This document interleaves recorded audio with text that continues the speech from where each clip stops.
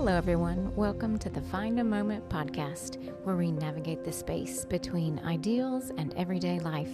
We are your hosts, Gretchen Roberts and Jennifer Ford, and we look forward to finding a moment with you today.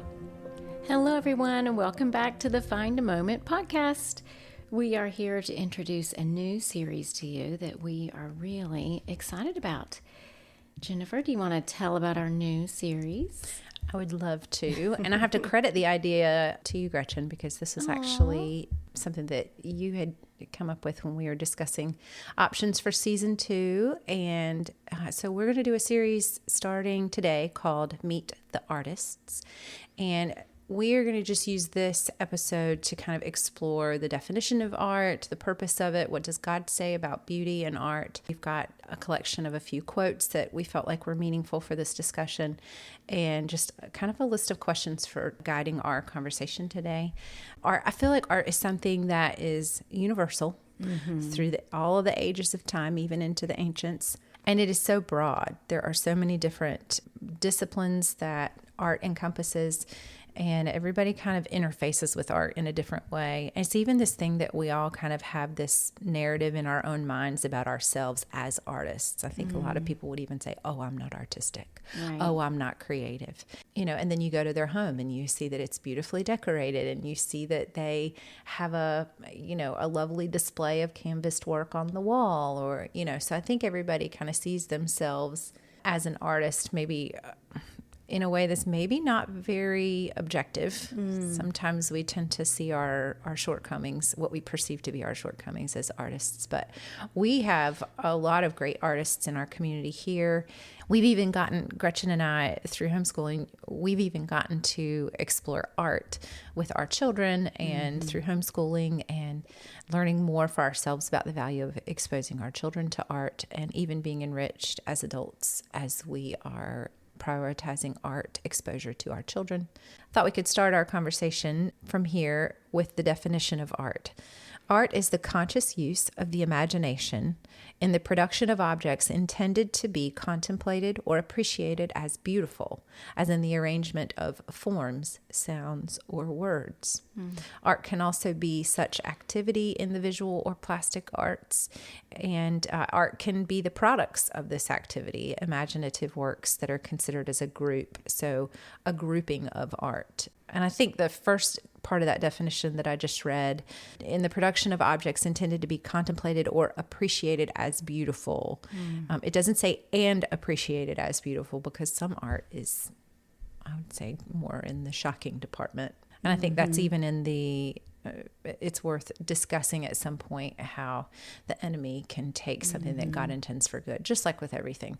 But the enemy can take something that God intends for good and use it for deception and dark purposes too. So in starting, just to kind of move out from the definition, let's just kind of go through a list of the different disciplines that we know of when we hear the word art. What are some of the things we think of? For me, I think right off the top of my head, I think painting. Yes. Right? Yes. What else? I think of music. Definitely. Sure. Yeah, music. Why do I not have that in my list on our notes? I did not put music on there. What? Okay, so definitely. It's a given, right? Thank you for giving me that out. Sculpture is another one. Architecture, landscaping design, interior, exterior design. What are some more? I also think of poetry. Oh, yeah. And performing arts of theater. And yes. Spoken word. Yeah, definitely. I wrote down cooking too. I typed it in our notes, cooking, because that's a place where I find myself spending a lot of time and enjoying it. And I like to make food beautiful, and I like to make a pretty plate of whatever it is to give to the people that I'm feeding. So that's something that I enjoy. So there's probably things that we have not included, but are just equally deserving of a spot in that list. I think the question about art being a luxury or a necessity, I think that's an important one, because one could make the argument that it's not necessary for life, but is it also a luxury? I don't know that that's necessarily a binary question. Like it's either a luxury or it's a necessity. But I would say that having art enriches your life in a way that makes it feel luxurious. If you've got a color printer, you could print off something from the public domain and put it in a pretty frame that feels special. It doesn't have to be something that's like a really expensive matted piece from a gallery.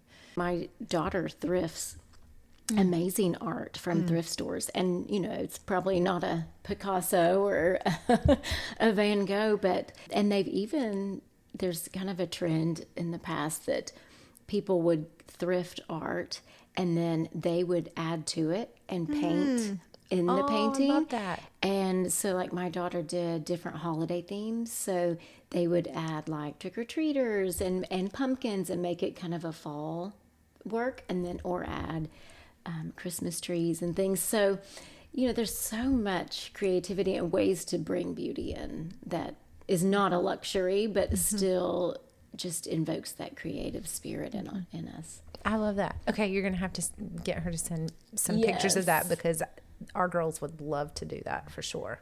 So let's look at a couple scriptures that we have pulled for this conversation. So the first one is from Ecclesiastes 3:11. He has made everything beautiful in its time. Also, he has put eternity into a man's heart, yet so that he cannot find out what God has done from the beginning to the end.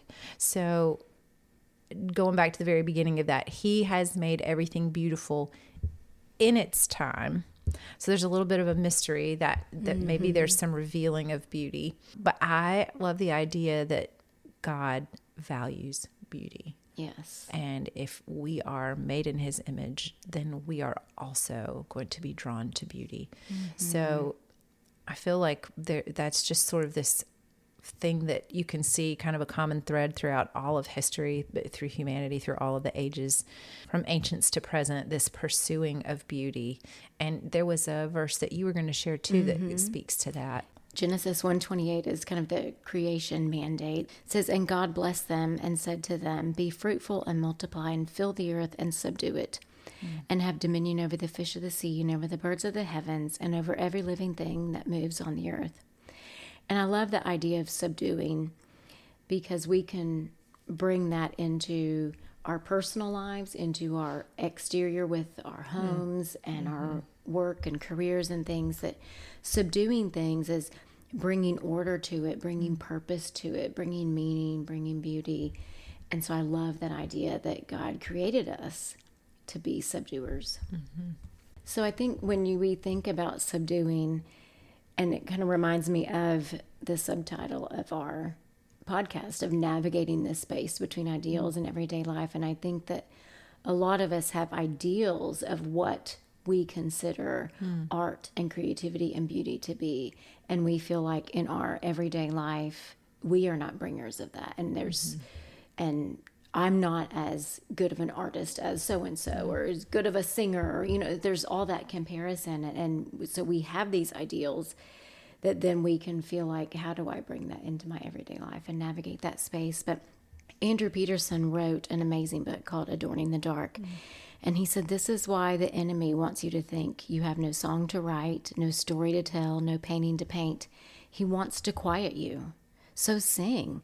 Let the word by which the Creator made you fill your imagination, guide your pen, lead you from note to note until a melody is strung together like a glimmering constellation in the clear sky. Love the Lord your God, and love your neighbor too, by making worlds and works of beauty that blanket the earth like flowers. Let your homesickness keep you always from spiritual slumber. Remember that it is in the fellowship of saints, of friends and family, that your gift will grow best and will find its best expression. And until the kingdom comes in its fullness, bend your will to the joyful, tearful telling of its coming. Write about that and never stop. That is really beautiful. And every time I hear a person say things like, oh, I'm not creative, I'm not artistic, I think this is something that I would just bring to them. I would just say, but you need to read this. Like, you cannot talk that way about yourself. Right. Like, you are made in the image of God, and he is the creator, and he is creative, and he loves beauty, and he wants us to find delight in in doing all of those things. And I think we have that standard in our minds. Like if we've been exposed to great art, it can be easy to also think, well, I can't do that. I can't replicate that. Right. That's like what you're talking about, the ideals, you know, the great artists, Michelangelo and Rembrandt. If we have been raised seeing those as the ideals, and then we put a brush to canvas and we can't replicate that, the enemy would have us think, see, there's no point. Right. And really, our job is not to replicate what someone else has done, but it's just to move in expression and see what forms. And there is also value to, if there's something that you want to pursue artistically, take art classes. There's YouTube videos. So many Get a book resources. that has step by step. I mean, you could really do it for free. The education part for free. It's just a time investment. But the narrative that we have in our heads is really, that's something that's probably the biggest barrier. And allowing the enemy to say, you know, you have no song to write, you have no story to tell, you have no painting to paint, so just stop. That is something that we have to be aware of and be mindful that we have to guard against that. And I think that, you know, we talked about in our Lent episode of just kind of the heaviness of the world right now. And it's always had darkness and heaviness to it. But another thing that Andrew Peterson says is, he says, I want you, dear reader, to remember that one holy way of mending the world is to sing, to write, to paint, to weave new worlds. Because the seed of your feeble yet faithful work fell to the ground, died, and rose again. What Christ has done through you will call forth praise from lonesome travelers long after your name is forgotten. They will know someone lived and loved there. And so it is a way, bringing beauty and creativity and gathering with others to be creative and to use our imaginations, whether it's in worship, in music, or in creating, that is one way to mend this broken world and to leave something beautiful for those after us. And he says, maybe the song you're writing is for one specific heartbroken soul who won't be born for another 400 years. Oh my. So we have no idea, right? We have no idea what we create today will mean down the road. And we also, I think we sell short, or at least I have, the idea of, if I'm painting something and it's not beautiful, or if I'm drawing something and it's really not proportionate and doesn't look great, it is not always about the outcome. It is about what that stirs in your heart and how that stirs your imagination and how it makes you see the world differently and see other people differently, and the way it slows you and takes you away from the noise and the chaos in the broken world. So there's so much beyond just that act of creating. When you were talking, I had something that you said came to mind. It made me think of this.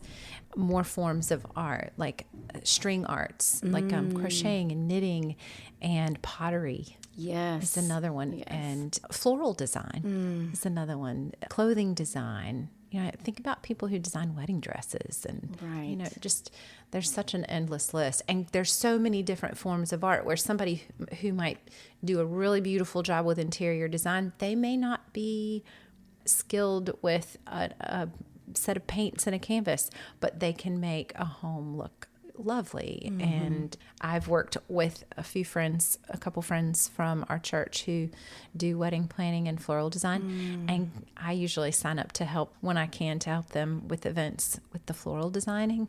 I grew up with my mom doing massive floral arrangements for our church sanctuary every Sunday, and so getting to do that now, it's reminding me of, wow, how much work my mom put into that and how gifted and talented she was as a florist. But getting to do that now, I see, there were things that I learned from watching her do that I just kind of thought were kind of instinctive knowledge. And I'm realizing now maybe there was some, you know, passing on or transferring of talent or skill. But it's also a passing on of value. Yes. Because I think when you're talking about your mom and the things that you don't even realize that you were picking up on, one of the things about my mom is she is so creative in the way that she gives gifts. Aww. Like, she doesn't just wrap a gift and put a tag on it. You can tell the care that she has put in to have this beautiful ribbon that coordinates, and this sweet saying on the card that coordinates with whatever the theme of the wrapping is. I mean, just the way when you open up a box from her, like you just feel love just seeing how beautifully that she has wrapped gifts, that it's a gift within a gift of receiving something. And so when I think about giving gifts, I think about, like, how would she wrap this, or how would she do that and make it beautiful? And how can I, it maybe can feel like a simple thing, but it is so powerful and so beautiful. And in that creativity and that beauty, it makes someone feel valued and loved and appreciated. So, No, I was thinking, you said valued, and that was what I was kind of hearing as you're talking, that it communicates value. It assigns value. You're really good at gift wrapping too. Oh, I remember my birthday gift that you gave me last year. It was beautifully wrapped, and it had this really beautiful kind of linen looking fabric ribbon that was my favorite shade of green. And we were at that restaurant, the Greek restaurant, and it was all green. Like that space, that part of the restaurant where we were it was just, I was like, how did you do this? yes. And green's my favorite color. It was kind of perfect. In a previous episode, we had mentioned a book by Russ Ramsey called Rembrandt is in the Wind, Learning to Love Art Through the Eyes of Faith. And you had mentioned how impactful that book was for you. That was, you gave me that book. Yes, I love that book. It was so good. It's definitely worth rereading. I love not just viewing and being exposed to art, but also learning about the artists and also reading stories about art and the way that it can be this really integrating thing. The quote from the book says, "Not only are we drawn to beauty, we are the only creatures who engage in certain behaviors purely for the sake of encountering beauty. We use vacation days to drive to places where we can see the sun come up over the ocean. We visit art museums, theaters, and symphonies. We look at the moon and the stars. We climb to high mountain lakes to put our feet in the frigid water to feel the rush and see the reflection of the summit in the ripples we have made. No other creature stops to behold something beautiful for no other reason than that it has stirred something in their souls. When we do these things, are we not like Moses and David, hungering to see the glory of God?" Again, that's that drawing of the human spirit, like the qualities in us that are just echoing of being made in the image of God, like that hunger, that desire, that drawing to something beautiful and lovely. I saw an Instagram post the other day. I think I shared it was like one of those carousels. So it's like a lot of slides in the same post. I shared one of them, but it said, some say that I'm hard to impress, but I'm literally impressed by a tree. Yes. And it was just this list of things, and a lot of them were just nature. I'm literally impressed by the song of a bird. I'm literally impressed by the falling snow. And I thought, I relate to that so deeply that I would just stop. Wherever I am, I just stop and marvel at the things in nature, because it's always a surprise. Like, you don't know that there's going to be a rabbit beside your car when you go out to get something out of your car at night. You don't know that Orion is going to be right above your driveway, and that it's, there's just enough ambient light outside or whatever to where you can actually see it really clear. Like, these things that you don't know that you're going to get to see a squirrel up close and personal in your window feeder like I did this morning, but to look at it and see every little whisker, every little hair, like there's beauty in that too. And then I think about people who have the ability to translate that into art, like visual art, just this piece by piece, hair by hair. Amelia is really good at that, by taking something and being able to draw an exact representation. It's like it's been scanned and copied. She's really good at that. Okay, so we talked about towards the end of that quote, it says, "Are we not like Moses and David, hungering to see the glory of God?" Just the way that the human heart is drawn to art. So would we say, is it fair to say that artistic expression is instinctive? Is that something that we see, like, is it something that we have to be forced or called to do? Or is it something that we see, going back to the beginning of time, do we see that kind of expression is just something that flows out of us, much like knowing that we need to eat or knowing that we need to lie down and rest? Is it an instinctive thing? I would say yes. Yeah. And I think especially like you look back through history and you look at just architecture, even from the ancients, just the things that they built and created. Those are the things that we have that have lasted, that we can see. But I'm sure, there's so many other art and things like that from the beginning. Yeah, I feel like it's instinctive. And I feel like you can look at a child and see, you give them a crayon and they're going to create. And I think it's our systems that probably squelch the wonder more than it's not instinctive in them. I think it definitely, that wonder is in a child, and I think we have to awaken it or reawaken it as adults a lot of times. I feel like there's some parallels there in the way that like a young child kind of, as they get older, they move into like maybe the preteen, teen years, they start to kind of take on this awareness and this kind of a manner of comparison that always puts themselves in the inadequate category.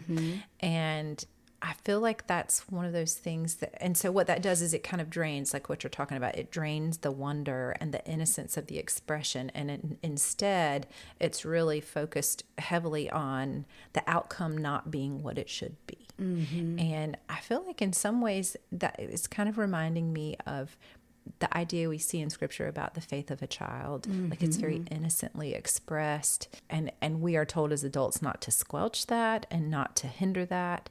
And as we get older, and maybe it's that like innocence and that wonder in our faith as well that seems we have to kind of fight to protect that, or as adults fight to regain that. Right. It doesn't come naturally as adults.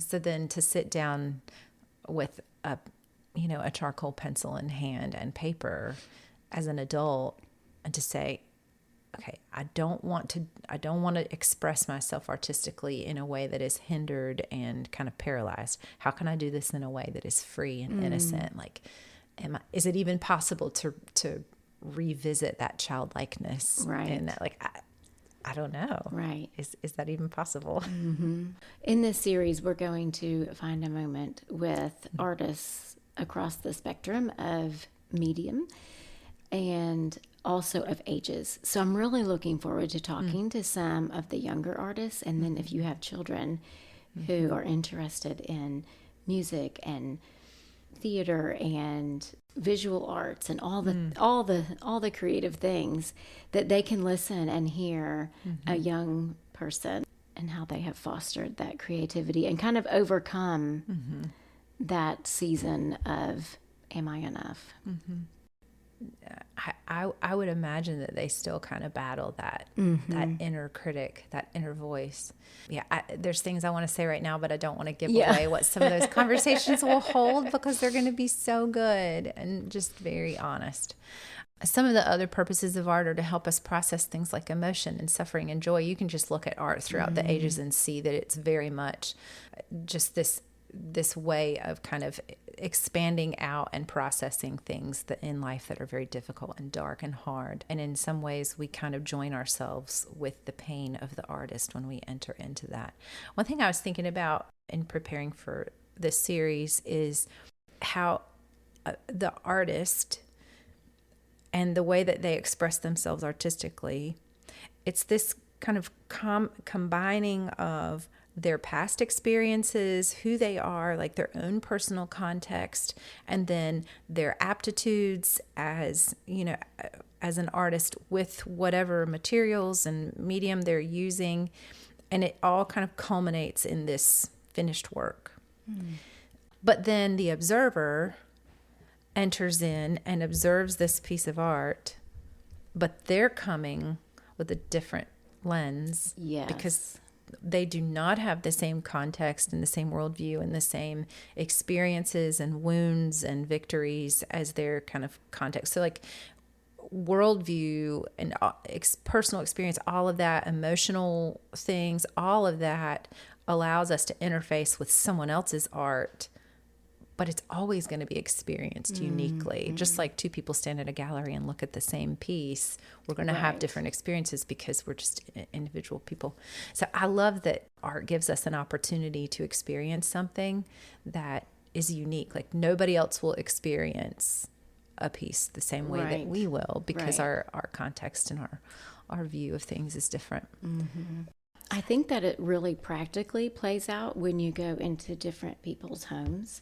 I think you can feel the atmosphere of their home, and they're unique. It's way that they are telling their family story, and like you said, it comes from the victories and the challenges and all of that. And I think that's one of the first areas that I really thought about being creative and pulling out creativity was within home and subduing home and trying to bring order and beauty. And Sally Clarkson has written a book called The Life-Giving Home, and she has such great ideas on the importance of home and how creating a home, and it's not just the decor and the design style. It is just this atmosphere of home. And she says beauty is about picturing God's unchanging goodness and daring to bring it into my small, dusty days. And even grabbing some wildflowers on a walk and putting them in a little jar on the counter, that brings beauty to your space. And it is life-giving for those who are there. So I love the idea that it doesn't have to be some masterpiece that you're creating or a beautiful piece of music you're composing. It can be bringing a little bit of beauty into your small, dusty days.